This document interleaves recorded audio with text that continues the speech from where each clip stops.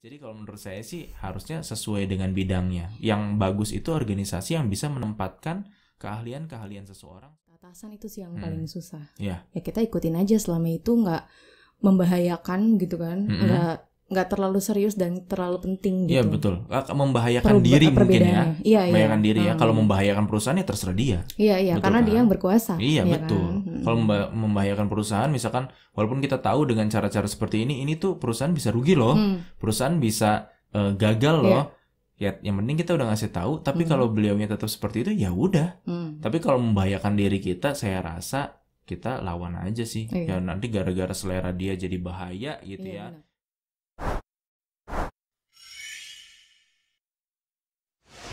Ketemu lagi di Ngeteh Bareng Suami. Hari ini kita akan ngobrolin tentang satu pertanyaan nih. Iya.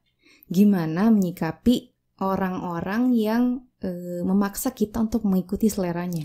Mengikuti seleranya. Oke, iya. Nah kalau kamu sendiri gimana? Iya. Pernah nggak sih nemuin atau berada di kayaknya kondisi sering banget ya. Kayak mungkin semua orang juga semua orang ya pernah kayak gitu. Cuma permasalahannya tergantung orangnya siapa nih. Kalau temen biasanya suka nyuruh-nyuruh kita pakai baju ini dong, pakai baju itu dong. Lu gayanya terlalu tua deh, kayaknya lu harus pakai kaos aja. Lah, kalau misalkan kita sukanya pakai kemeja, kita nyamannya gitu ya. Iya, gimana dong? Kadang ada beberapa juga, kadang kita juga mungkin kadang lupa ya. Kayak misalkan, kenapa ya kok umur saya sekitar 30-an nih? Kok ada sih orang yang suka pakai celana gombrang gitu? Kan biasanya celananya ngefit gitu ya. Tapi kalau misalnya kita paksa, kok pakai celana gombrang sih? Pakai celana yang ngefit dong. Mungkin dia nggak nyaman gitu. Dia nyamannya yang dengan yang gombrang gitu. Padahal umurnya masih sekitaan gitu misalkan. Padahal kan kalau misalkan dilihat yang trennya celana gombrang itu mungkin umur 50-an gitu kan. Kayak bapak-bapak kita atau kakek-kakek kita gitu. Dan itu nggak bisa dipaksain sih sebenarnya. Iya benar. Nah, menyikapinya gimana? Ya mungkin nggak usah didengerin sih. Kalau saya pribadi nggak usah didengerin. Tapi itu kalau teman. Nah, gimana kalau misalkan dosen atau guru kita dalam tugas atau dalam skripsi? Biasanya tuh ada tuh ya seleranya. Cuma karena selera ya. Ini harus gini ya. Jadi pembukaannya harus begini. Jadi kita harus terangkan dulu apa fenomenanya. Padahal hal-halnya nggak terlalu Padahal nggak substantif gitu, nggak terlalu prinsip. Itu kesukaannya dia aja kayak gitu, pengennya gitu urutannya, misalkan gini. Ya udah kita ikutin aja. Soalnya dia kan yang pegang kendali atas nilai kita. Atau tugas misalkan dari guru juga harusnya gini. Ya udah ikutin karena itu perintahnya seperti itu, selera dia itu gitu. Kalau misalkan klien, misalkan ya apa yang paling gampang selalu ya jasa-jasa tentang jasa ya, jasa desain misalkan. Tolong buatkan desain untuk ini atau bikinkan logo, pengen kelihatannya elegan gini. Kita udah bikin nih elegan sesuai terus, permintaan gitu. Iya, ya. dengan warna-warna yang bagus lah misalkan sesuai pemahaman kita. Tapi ternyata dia pengennya logonya misalkan ada kartun, ada gambar hatinya gitu yang lucu-lucu gitu. Ya kalau dia pengennya gitu ya udah nggak apa-apa. Itu kan klien kita. Kita harus mengikuti. Gitu ya? Menurut dia elegan kayak gitu misalkan. Oh ya udah nggak apa-apa. Ikutin aja. Walaupun tidak sesuai dengan apa yang kita pahami gitu misalkan. Tapi kita kasih tahu dulu. Misalkan, Pak, Bu, kalau elegan ini seperti ini. Oh enggak, kita maunya gini kok maksudnya. Oh gitu, ya udah nggak apa-apa. Nanti kita akan gambar ulang, desain ulang untuk sesuai dengan apa yang Bapak Ibu inginkan, gitu kan. Nah, satu lagi. Ini hampir mirip dengan klien lah. Kalau misalkan atasan kita. Gimana tuh? Itu juga kalau menurut saya, ya kita ikutin aja. Kenapa? Misalkan kita pakai batik ya, batiknya yang warna coklat, misalkan. Seleranya seperti itu, mau foto studio misalkan. Atau mau rapat, atau acara-acara penting gitu ya. Ya kita harus ikutin. Kalau kita nggak punya ya kita bilang dulu nggak punya. Tapi kalau misalkan memungkinkan untuk beli ya kita beli gitu. Jangan, oh enggak saya pengennya batik tapi warnanya biru. Loh ya jangan. Kan walaupun seleranya beda tapi kan ini ceritanya keputusan atasan nih. Jadi harus kita ikutin Kita aja ikutin. gitu ya kalau atasan. Apalagi kalau misalkan itu tentang cuma baju untuk hal-hal yang remeh ya. Tapi kalau hal-hal yang lebih penting misalkan tentang project, seleranya tuh dia maunya gini, cara dealingnya misalkan dengan klien gini. Ya udah kita ikutin, walaupun itu kayaknya cara negosiasinya nggak efektif deh, atau itu cara tata kelolanya nggak beres deh. Ya kita boleh sih ngasih masukan, tapi kembali lagi ikuti selera yang punya keputusan gitu. Kalau atasan kita ya kita harus ikutin. Tentang hal-hal yang kecil juga, bahkan misalkan kita sudah bikin surat-surat atau apa, kita biasanya misalkan bikin surat dengan font ukuran 12. Itu kecil, terlalu kecil, coba dibuat fontnya ukuran 14 misalkan. Loh, font 14 kan kegedean ya untuk surat resmi. Tapi dia mintanya gitu, ya udah ikutin aja. Yang penting kita udah ngasih tahu, Pak, biasanya kita bikin surat dengan fontnya segini loh Pak, pakainya Times New Roman misalkan. Enggak, dia pengennya fontnya beda, lalu ukurannya 14 atau 13,5 misalkan, spasinya pengennya 2,5 biar jauh-jauhan. Ya nggak apa-apa, suka-suka dia. Kita sebagai karyawan atau sebagai yang disuruh gitu, ya kita ikutin aja. Yang penting kita udah ngasih masukan, dan beliaunya bertanggung jawab juga. Tetap itu, dan yang bertanggung jawab beliau, bukan kita. Gitu sih kalau menurut saya. Kalau menurut kamu gimana?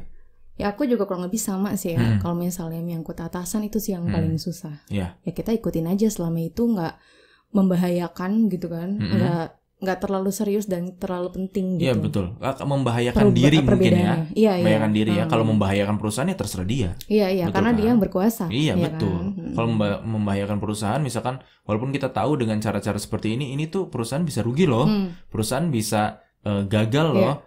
Ya, yang penting kita udah ngasih tahu. Tapi kalau beliaunya tetap seperti itu, ya udah. Tapi kalau membahayakan diri kita, saya rasa kita lawan aja sih. Ya nanti gara-gara selera dia jadi bahaya gitu ya. Benar. Ya jangan. Gitu. Dan jadi pembelajaran juga ketika kita nanti jadi atasan gitu ya kan. Sebaiknya tidak seperti itu kan. Sebaiknya kalau menurut saya sih ya, misalkan saya jadi klien atau jadi atasan. Yang mengenai hal-hal yang preferensi gitu ya, itu kan cuma pilihan doang. Kalau saya akan pastikan bahwa yang memutuskan itu orang yang ahli. Misalkan betul. Saya lebih butuh tahu ya. Saya butuh jasa desain, ya saya percayakan sama orang yang ahli desain.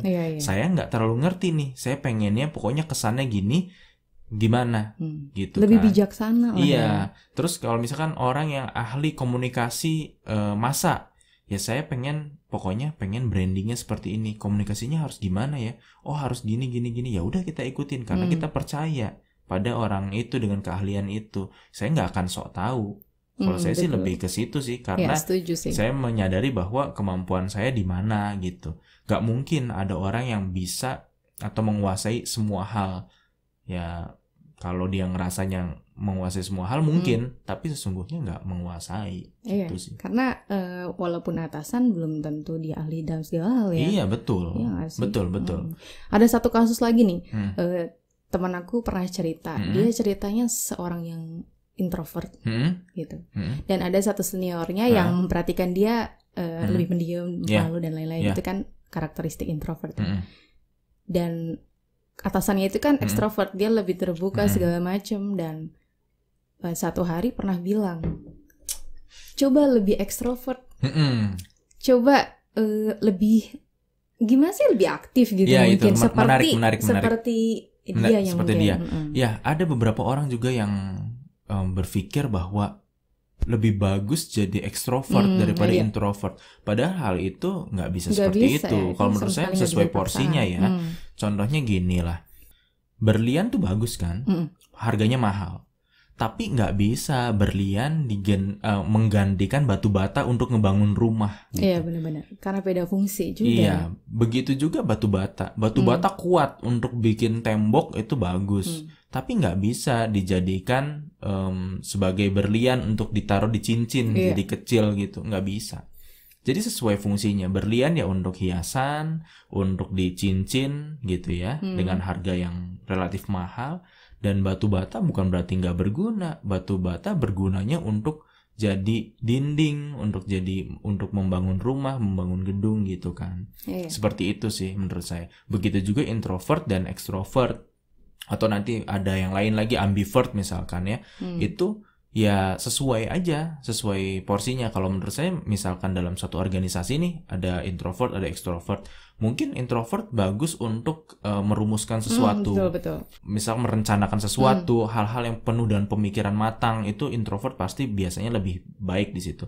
Nah, extrovert untuk apa? Untuk hubungan masyarakat, untuk bagian humas, betul. Untuk nanti komunikasi dan lain-lain. Nah, akhirnya saling melengkapi. Iya, saling gitu melengkapi. Kan? Bukan juga berarti yang introvert harus jadi extrovert, terus yang extrovert harus jadi introvert, nggak gitu ya. Jadi kalau menurut saya sih harusnya sesuai dengan bidangnya. Yang bagus itu organisasi yang bisa menempatkan keahlian seseorang sesuai dengan keahliannya gitu ya. Jadi nggak bisa bilang gitu. Dan kalau misalnya kita mau jujur-jujuran, sebenarnya kalau kita tahu gitu ya, kita amati sama-sama, biasanya orang-orang yang menonjol sendirian justru itu untuk orang-orang yang introvert. Ya contohnya misalkan ilmuwan-ilmuwan yang terkenal, atau bahkan pebisnis yang terkenal, dia lebih introvert dibandingkan teman-teman lainnya. Yang orang-orang ekstrovert mungkin lebih banyak temennya, tapi saya tidak lebih unggul dalam ketika untuk ini ya, untuk hal-hal yang lebih serius kalau menurut saya. Tapi nggak tahu juga, mungkin teman-teman punya contoh orang-orang besar yang ekstrovert gitu. Mungkin ada juga pasti ada juga, tapi kebetulan saya yang kurang tahu ya. Kalau yang kayak Einstein gitu misalkan, Bill Gates misalkan, terus orang-orang Warren Buffett misalkan ya, kayaknya introvert sih kalau menurut saya. Tapi mungkin teman-teman punya pandangan lain atau punya informasi lain, bisa kasih tahu kita sih ya, biar kita juga memahami lebih banyak, lebih lengkap lagi informasinya gitu ya. Nah, jadi memang nggak bisa sih kita memaksakan selera kita ke orang lain, betul. Ya kan, lagi-lagi. Karena ya itu punya fungsi dan peran masing-masing, iya nggak sih? Apalagi kalau cuma preferensi ya, kalau menurut saya sih nggak bisa sih. Nggak terlalu penting gitu, untuk diperdebatkan gitu betul, kan. Betul. Ya mungkin segitu aja ngeteh bareng suami kali ini. Sampai jumpa di ngeteh bareng suami selanjutnya.